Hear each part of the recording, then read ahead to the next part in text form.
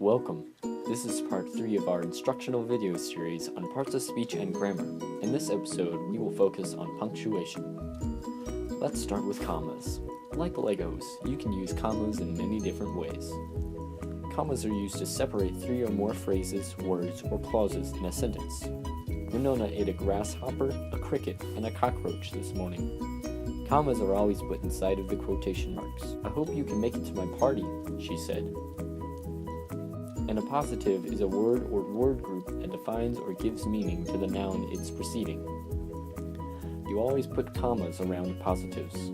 Andrew, the sleepiest person in the family, fell asleep after dinner. When using a direct address, you always put the comma before the proper noun. How do you feel, Sarah? You use a comma to set off an introductory expression. Under my bed, I found my laptop. Essential clauses are not set off by commas. Sarah was wearing a jacket while cleaning the kitchen.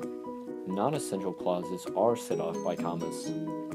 Sarah, although she was wearing a jacket, thought it was cold in the kitchen. Parenthetical expressions are set off by commas. Grape jelly, for instance, goes well on bagels. You use a comma for coordinating conjunctions when they are in the middle of a sentence. Coordinating conjunctions are FANBOYS, for, and, nor, but, or, yet, so. Sarah will not eat the chocolate, nor will she eat the vanilla. Semicolons are used to combine 2 independent clauses that are thematically related. I can't stay out tonight. I have a test tomorrow. Sarah tried to enjoy her cereal. However, the milk she used was spoiled. They're also used to separate items in a list that contains commas. I went to New York, New York, Houston, Texas, and Raleigh, North Carolina. Colons are used to introduce an item or a series of items in a list. For this recipe, you'll need flour, sugar, eggs, and butter. They are used between hours and minutes when stating a time. It's 4:20 a.m. Let's end this with end marks. Punctuation mark is placed at the end of a sentence or a clause. You use a question mark at the end of a question. What would you like for dinner?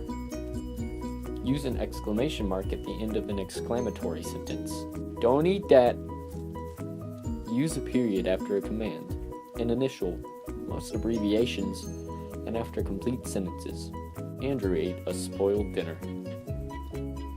Thus ends part 3 of our video series.